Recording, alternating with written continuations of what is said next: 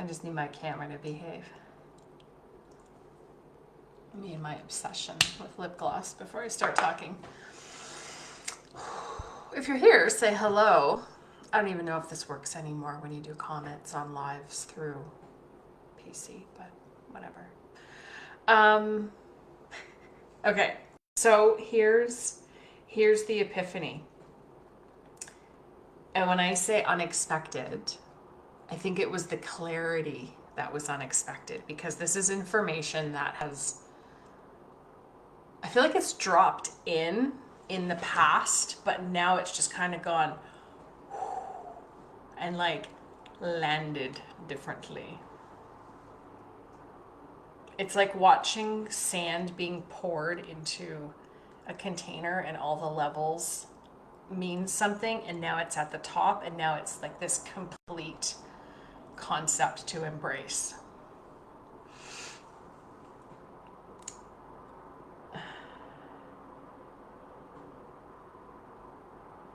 So for context, I believe everybody's intuitive. It's just been conditioned out of us. And I don't want to turn this into like a political thing about colonization and trying to decolonize and patriarch and mass consciousness and all of that, because we will be here for 101 years. However,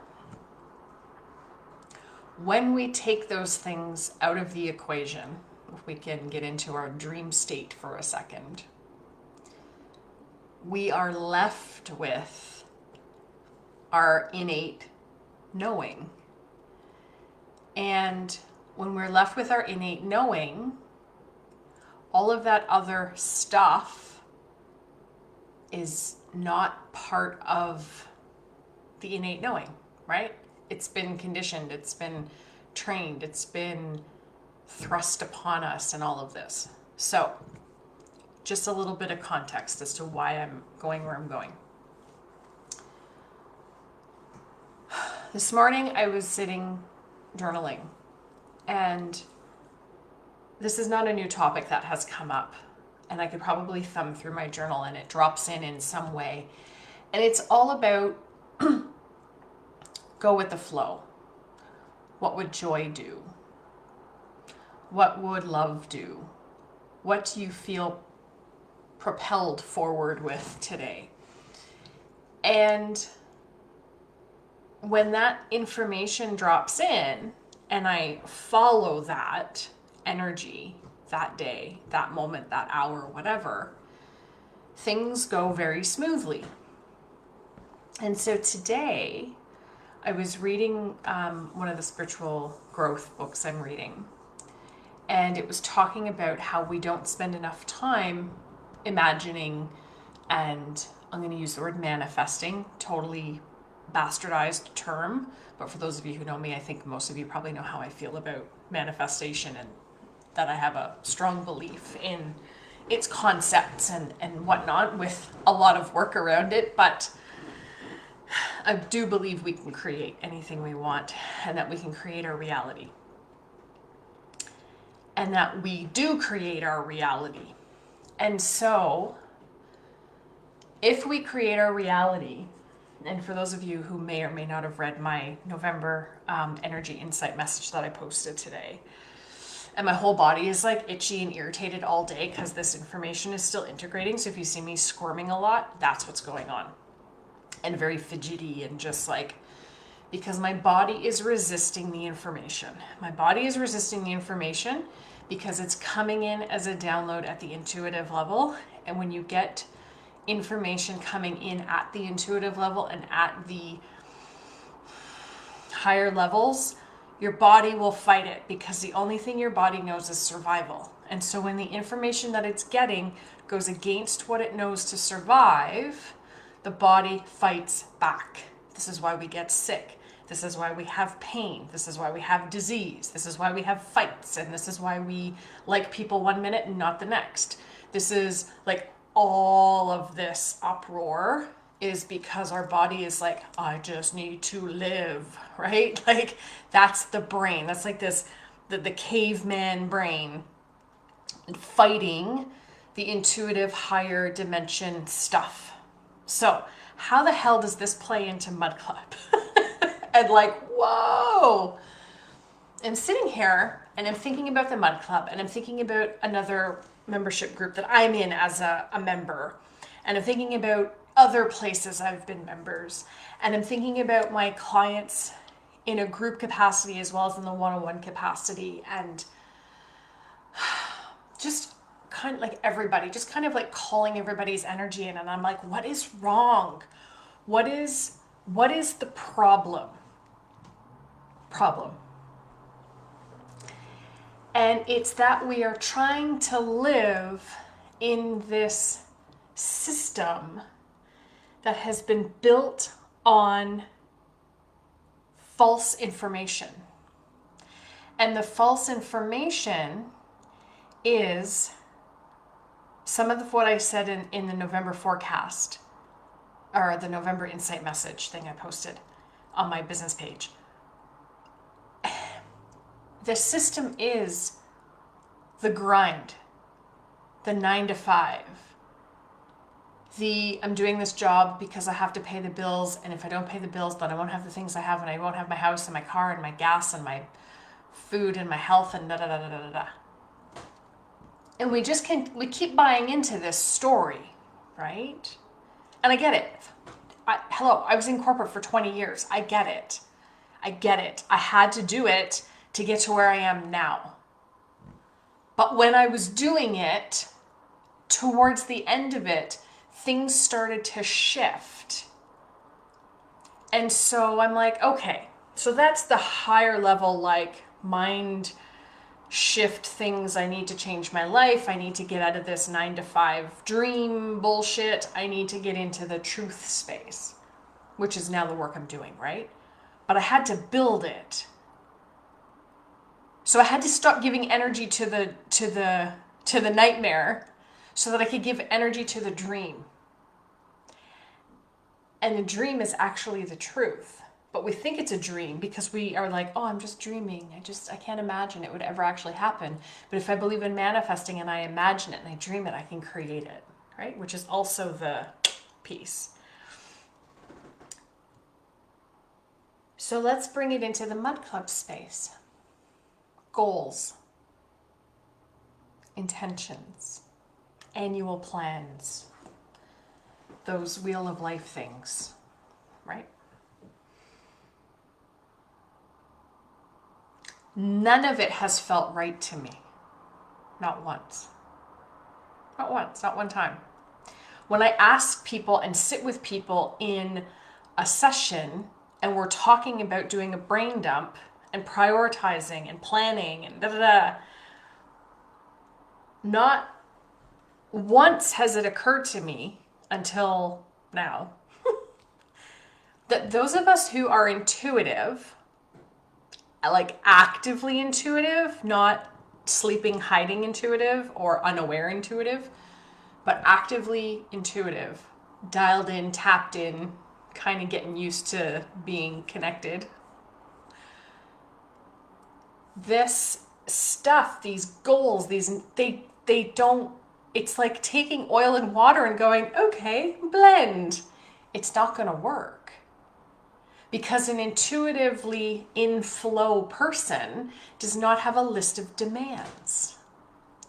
And a set of goals or a set of intentions or a to-do list or plans, etc., is like the logic brain set of demands.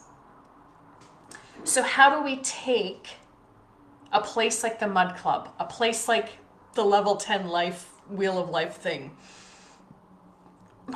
any kind of goal planning, any kind of schedule, any of that? How the heck do we take that, depending on what we have been taught to believe, depending on what we're already doing in the day-to-day capacity, where we're still having to choose, because I get it as well. The human experience is that, well, right now I have to be in a 9 to 5 in order to do X, Y, Z. Like I get that. It's still a choice. I know, it's okay, but it's still a choice. in choosing that, we are ignoring being in flow. So we have to be in flow everywhere else in our life so that we can get stronger with knowing when something feels aligned versus not aligned. So another example for you. I'm in another space that I will keep confidential because I don't want to, it doesn't matter. Like most business strategist, coach type folks, they say, do this, do this, do this, do this. Here's a spreadsheet, and y'all know I love me a good spreadsheet. Pitter patter, love, love.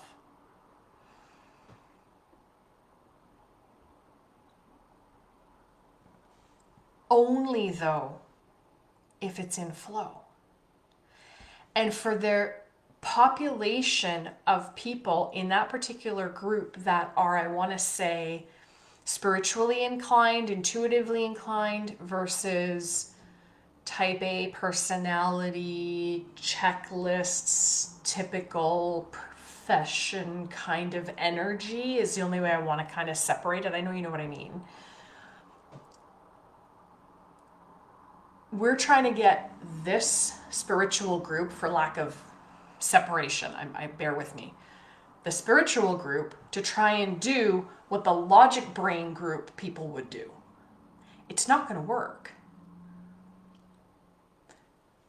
Planners, right? 6 a.m., 7 a.m., da da da da da. They have this, they have an agenda, they have a timeline, appointment books. For the life of me, I couldn't figure out why I hated them.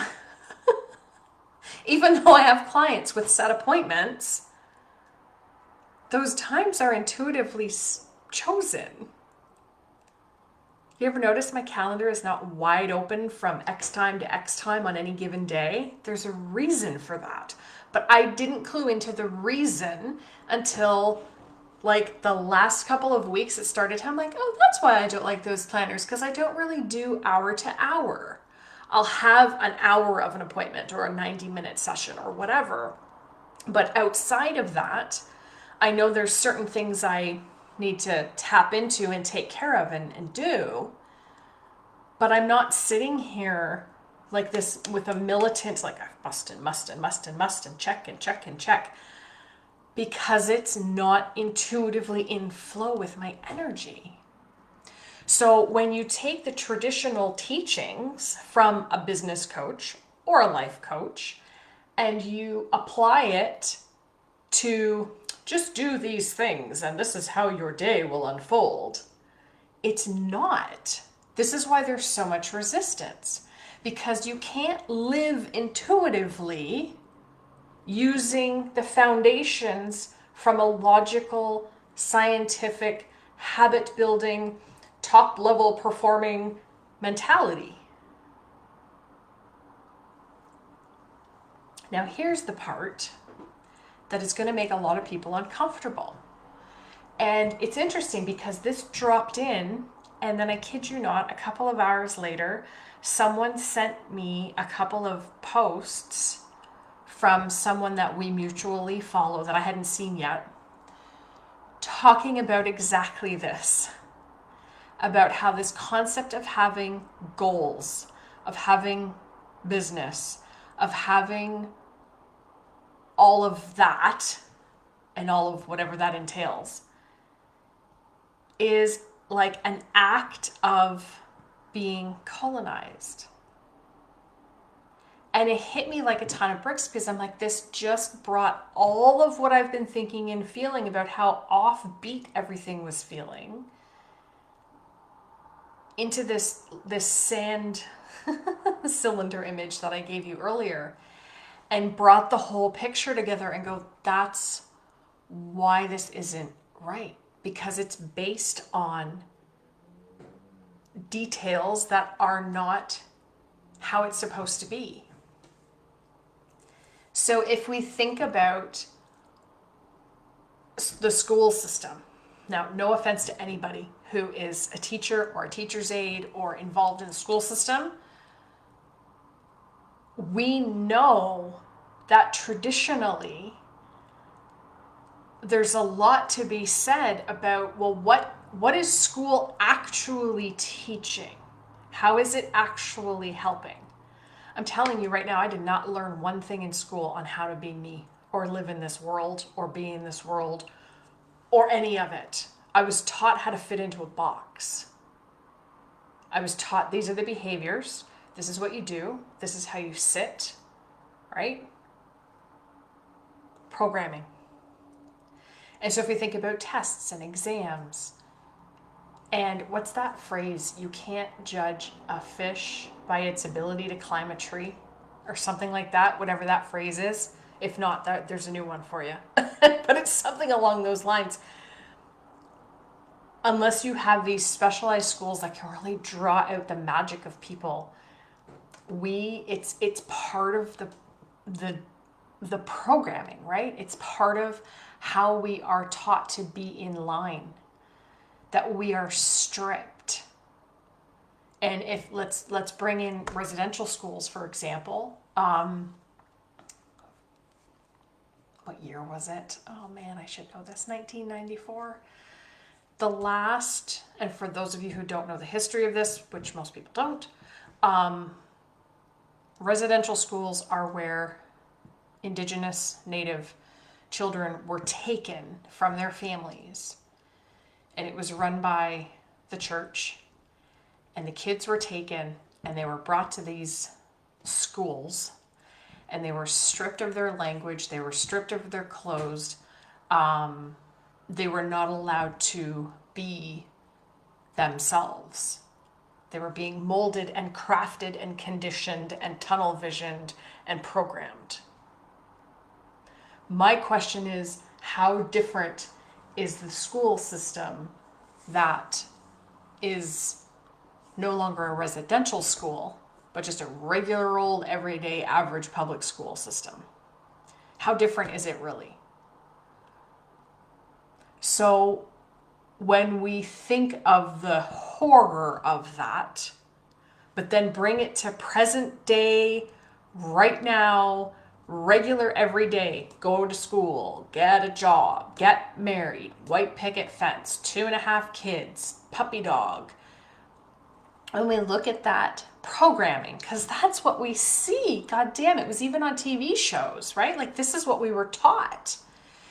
When we have that, that is what we follow. This is why we have problems with people being so beside themselves about same-sex marriages and people who are non-binary and the trans community. Like, this is why people are losing their minds, because their conditioning is so strong that anything that is separate or different, or not in alignment with the rules and the box, this is why people are losing their minds, because it goes against their own set of rules, right? Their own set of conditioning. Oh my God, how dare, da da da da da da. And that's just one little tiny piece. We're not even going to talk about the war that's on the other side of the world. And so I'm thinking about all of this and I'm unpacking all of this. I'm like, oh my God. Okay, so then we have the mud club. Like, let's dial it back in. Let's like come back in the moment. So how helpful is it, Heather, when you post the weekly intentions post? How is it helpful to have a top of the month goal planning session? Well, it's not. It's not. Because if my job is to help people truly connect with who they are and their beautiful individual essence, I have to do it from a place of intuition and not from a place of, oh, well, this makes sense to do because this is what I've always done. And it seems to work sometimes for people, but most of the time people fall off of that. So the energy shift, the mind-blowing, up-level, wave of holy shitness is the intentions, the goals, the plans, the actions, the weekly check-ins, the midweek check-ins, all of it will maintain their existence, but it's going to be coming from an intuitive place now. Because you are hand on heart going to hold up your fancy day thing, your Monday to Friday day thing that we all have, right? I'm sure everybody has one of these. And say, I all have these beautiful plans. Does this really feel in alignment with what I'm doing right now?